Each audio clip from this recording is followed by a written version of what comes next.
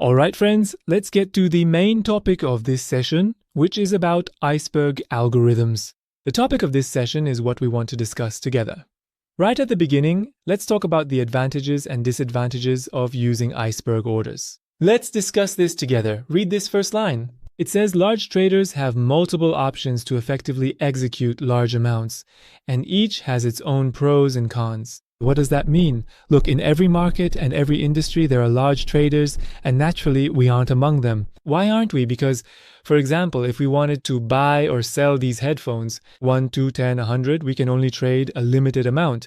Now, headphones are just an example. It could be anything. And when it comes to wholesale, bulk buying and selling, or trading in large quantities, that's when things get very complicated. Now, someone might be able to buy in bulk because they have a lot of capital, but when it comes to selling, we'd naturally struggle. It becomes a very complex issue.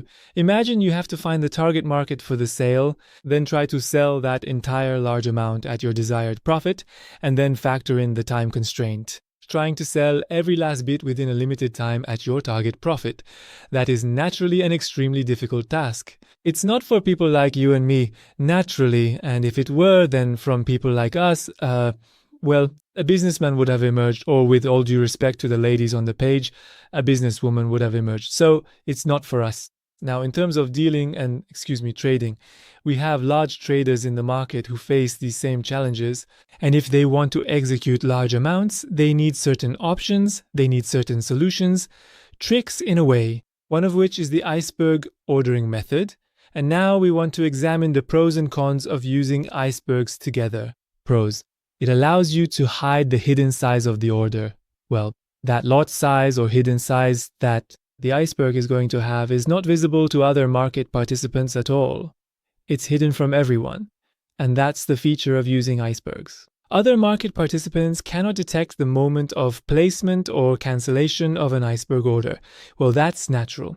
Only the displayed size of the iceberg order can be detected, but not before it's executed. In the previous session, we said we have a hidden size and a displayed size, or a hidden part and a displayed part. The hidden part is nothing. It's not shown to anyone at all. That displayed part also isn't clear to anyone until it's executed, and this very issue is one of the cons. Here, under the cons, it says that the presence of an iceberg order may be detected when its displayed size is executed, meaning it's detected when that display part is filled. Now how? By using high-level data. In recent years, more and more exchanges are providing full market depth, high-quality data that other large traders typically have access to. They allow for the detection of iceberg orders with high accuracy. But the topic of MBO data or level 3 data, which are both the same, we'll cover that in the next session. What is the strength level indicator? The strength level indicator is part of the Global Plus package, which includes two modes, Underflow and Resistance. As I told you, in this version of Bookmap we've provided, you have strength level in the Studies section. It's a built-in Bookmap indicator with two algorithms, the first being Underflow, which requires no settings, and the second is Resistance. We're going to examine these algorithms together to see how they work. Before we dive into the first algorithm of Underflow algorithm, let's do a quick flashback to our previous session. Please, if you haven't watched the previous session, make sure to watch it. At the end of the last session, I started talking about the iceberg matching algorithm within the FIFO algorithm, and we discussed how these icebergs function. In this way, its display part, after being consumed, that is, in response to the aggressor's hits, comes back and repeats itself. Meaning, if the aggressor starts taking these orders. And as for the order in this iceberg, which was 15, it gets eaten up, and immediately the iceberg places another 15.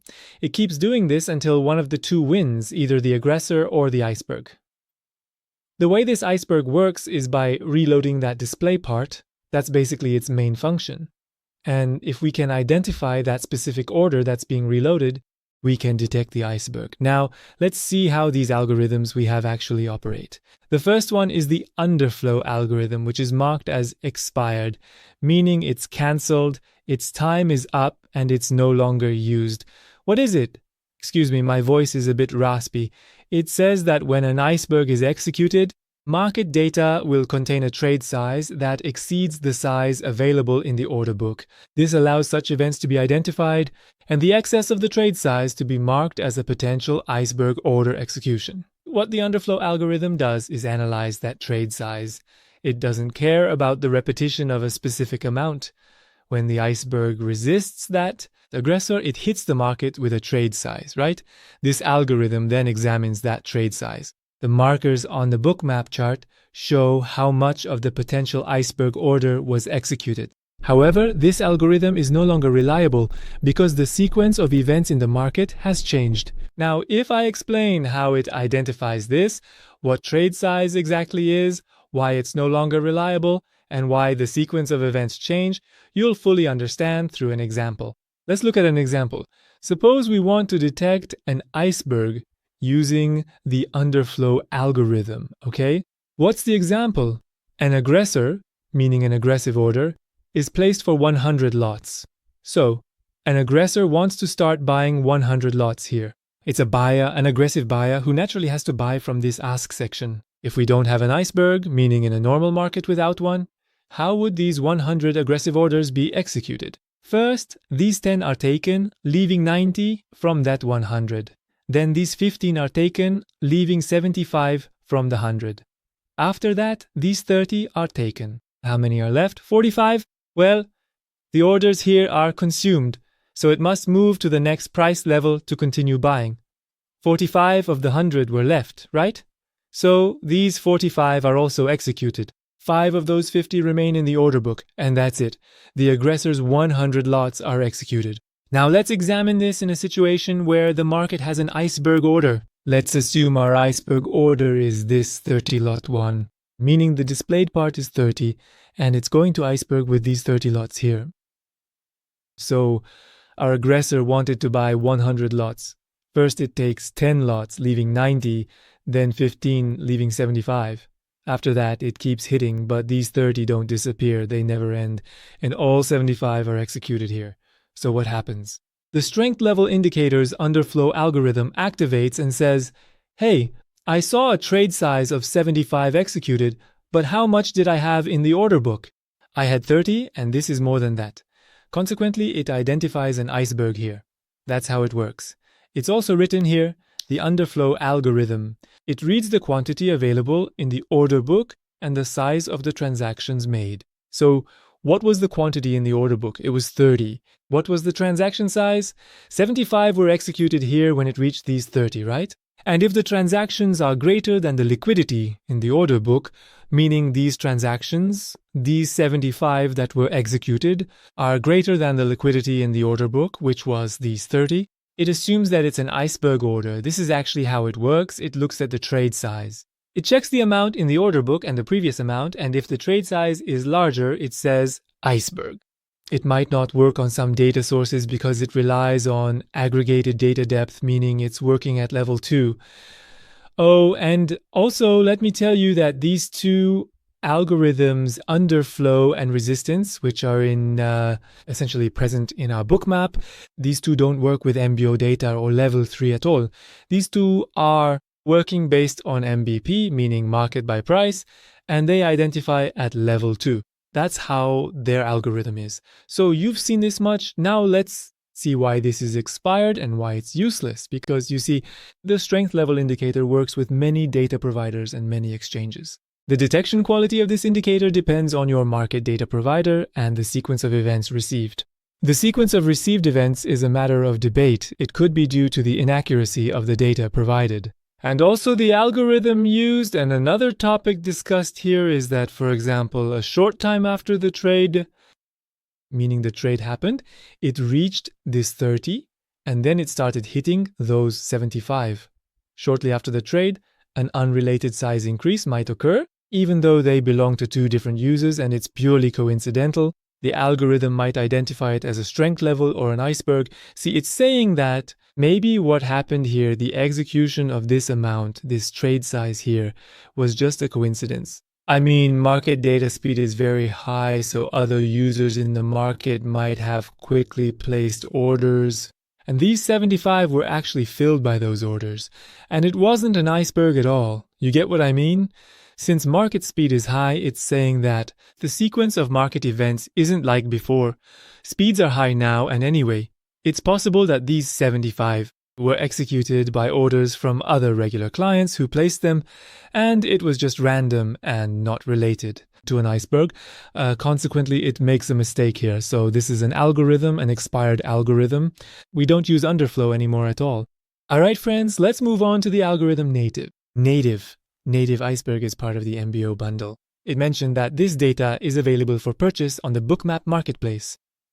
It's only trackable with CME MBO data. Currently, it's only supported by Rhythmic, meaning this data we're getting from Rhythmic. This is the MBO data, or level 3, that we're importing into our Bookmap. These icebergs are the type of iceberg orders managed directly by the CME exchange. Let's look at an example of how we detect icebergs using the native algorithm, also called Ideal, based on MBO or level 3 data. Alright, we've covered the scenario without an iceberg before, but let's go over it again. Our aggressor wants to buy 100 lots. Okay, 10 are executed, leaving 90 remaining. It takes 15, leaving 75. It takes 30, leaving 45. 45 of these 50 are executed, and that's it. And if we buy 100 of them, that's it, it's done. Let's see how it works with an iceberg, and we'll examine this using the native algorithm. Our aggressor comes in. Oh, by the way, these 30 are our iceberg order, meaning the displayed part of our iceberg is these 30 lots. Our aggressor takes 10, leaving 90. It takes 15, leaving 75. It takes these 30, leaving 45. The iceberg order immediately places another 30 in response to the aggressor. The aggressor comes and takes these 30. So how many are left? Out of the 45 they had, 15 remain. Then our iceberg order reloads another 30. Well, those remaining 15 are also taken from this, and that's it. The aggressor has bought all 100 lots. And here the iceberg is detected. Why? Because we carefully tracked that specific display part and identified it every single time it reloaded. That's essentially how the native algorithm works for detection. If I show you here, friends, in this diagram you see the hidden size section, which is unknown to everyone, okay? And our iceberg, which in this particular case is what we call a seller iceberg, is actually placing its orders right here in the sell section of the order book, where it can be observed by others. Our aggressor, a buyer, wants to buy 100 lots. See, this also follows the FIFO-O algorithm. Other clients placed their orders, and the iceberg placed the last order. Our iceberg is this 20, meaning the display size and part of our iceberg is 20. Our aggressor starts buying 100 lots. It takes the first 20, leaving 80. Okay, so the rest of the clients are left. After these 20 are processed, 80 will remain. Take a look. Look, the iceberg immediately responded by quickly and decisively placing its own set of 20 lots, okay? In the next part of the process, the aggressor then consumes these 10 lots, and as a result, 70 of its lots still remain, and in the following part, it goes on to consume these 25 lots. And after that, 45 lots remain. Then it uses up these 20, leaving 25, and the iceberg instantly reloads 20. And it aggressively hits these 20 as well, leaving 5, then the iceberg reloads again. It places 20 in the order book, and these 5 are consumed from those 20, matched, leaving 15 in total. This is how they iceberg. This is how the native algorithm's mechanism works. But if there's no iceberg, well, this 100 consumes these 20, leaving 80. It consumes these 10, 70 remain, it consumes these 25 too, and the other 45 stay and move to the next price level. So, it appears that you got it exactly right. And now, at this point, let's move on to the next part. The resistance indicator effectively demonstrates exactly how rapidly and efficiently new limit orders are added back into the order book. Immediately after a trade transaction has been successfully executed, users can configure the transaction time delay and also filter the minimum size. With a low delay value and high quality data, it might produce results similar to the native iceberg, although this option is less reliable than the native iceberg. You see, friends, the resistance algorithm is a simulated native algorithm, okay? Native was an algorithm that identified using MBO bundles. That original amount of our client, those 15 or 30 where the order was essentially placed as an iceberg, that was its display part that kept reloading. It would identify that exactly and say it's an iceberg, okay? But the resistance level indicator tool is a comprehensive simulation device for this. And furthermore, in the second place, it doesn't work with MBO data, it works with MBP data, or essentially level 2, and it's also trial and error, meaning these options it has for configuration settings, it must be approached through careful trial and error, essentially worked on and back-tested in order to see if you get results or not. Look, it's written here too. It says, what was the basic principle of the native iceberg detection algorithm? New limit orders are instantly added from the opposite side as a response to executions at that price level. As you saw in the example and diagram, when that aggressor started buying in response to it, that iceberg would and create new limit orders. Now, it says this same principle can be applied to lower quality, non-MBO market data. In fact, these limit orders act as resistance against aggressive orders and cause them to be absorbed. Basically, what this algorithm is doing, you see, it doesn't check that exact amount because it doesn't have access to MBO data. Instead, this sophisticated system meticulously checks the velocity of order loading at that price level, that specific price level, and within the market. And that's why it has settings. It has a delay setting, a minimum size setting. And since this loading speed is high, it basically tries to identify the iceberg with its help. Hence, the name of this algorithm is resistance. Since the concept of instant limit order addition might vary depending on market data, users can configure it. Also, users can set it higher than the threshold to reduce the chance of false detection, the default one, meaning they can set this threshold of 1 for the size. Look, it's all trial and error. You basically have to put all sorts of numbers in its settings and run backtests to see if it's working correctly for you or not, which is beyond our patience. And also, well, when we have access to level 3 and MBO data, why would we want to use this indicator? The strength level indicator add-on, meaning strength level, displays the number of hidden contracts on the heat map. Bookmap generates the iceberg indication based on the difference between the actual pending orders provided at that price level and the actual number of orders executed at that price level produces. For example, if the strength level indicator shows 43, this indicates that 43 contracts, more than what was available in the order book at that specific time, were executed. See, when your indicator is set to resistance, it shows a series of numbers in your bookmap to you. Well, this number basically says, as it said in the example, if it wrote 43, it shows that 43 more contracts than what was ordered in the order book has been executed here, but as you can see, it's not something precise. Traders can assess the possibility of hidden liquidity at specific price levels with this indicator. Since hidden orders are usually associated with the activity of more sophisticated players, traders might use this information to assess resistance and support zones. You see, because the velocity of market data is very high and this reload might, actually let me put it better, well, the loading of limit orders being executed at that price level might happen at a very high speed. And this can occur quite rapidly. It might, again, not by an iceberg, be done, but by other users and other clients, by other traders.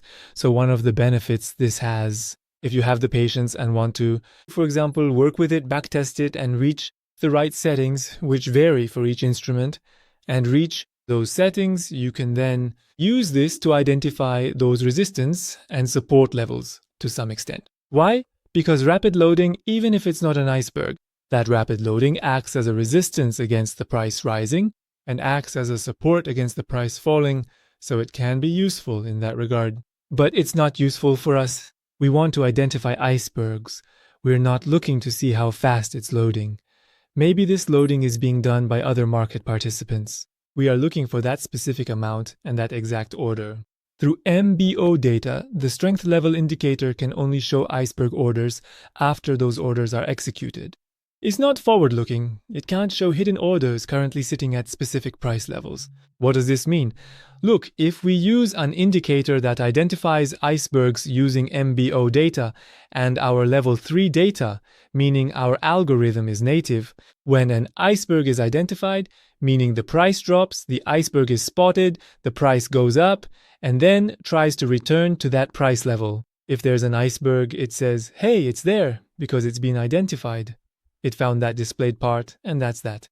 But if our data is actually MBP data and our indicator wants to identify based on MBP data, which is what this resistance indicator does, well, okay, the price came down. For instance, it identified an iceberg, though it's debatable whether it was actually an iceberg or if the market speed in reloading those limit orders was so high that it mistakenly called it an iceberg.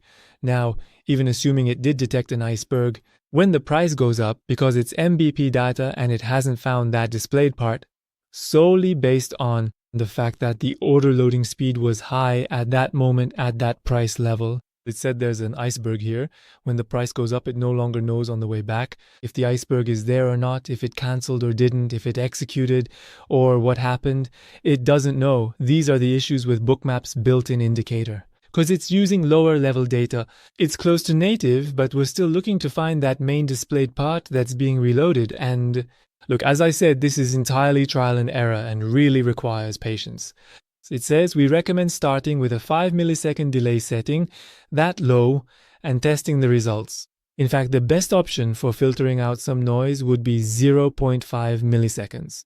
Then it goes on to give an example saying, for instance, 50 milliseconds in an HFT environment, in high-frequency trading environments, is a very long time. And it's right because icebergs, those algorithms, they operate at incredibly high speeds. Speeds that your mind simply can't, your eyes can't even see. So 50 milliseconds for an HFT environment is a lot. It's a very long time. Consequently, it suggests using less time, like 0.5 milliseconds or something like that to start with, or maybe just start with 5 milliseconds. You see? However, keep in mind that, in general, discrepancies will occur. This is the nature of business and technology. To achieve highly precise iceberg detection, high-quality data, and a dedicated connection, collocated and direct at the exchange are required. This means organizations and those people who are essentially trading might even have a direct satellite connection to the stock exchange organization. As a result, these things are costly and not our concern. We need to, as much as we can, as much as it's within our reach, be able to utilize high quality data so that we can detect those icebergs. And well, when we are armed and essentially equipped with MBO data or level 3 data, well, why shouldn't we use an indicator that utilizes MBO data? Naturally, in the next session, I will teach you about the indicators used for detecting and identifying icebergs with the help of level 3 data, and we'll wrap up the topic for this session. So, we won't be using these two algorithms at all. We won't use this internal strength level indicator at all, because it's of no use to us. Until the next video, I leave you all in God's care. Goodbye.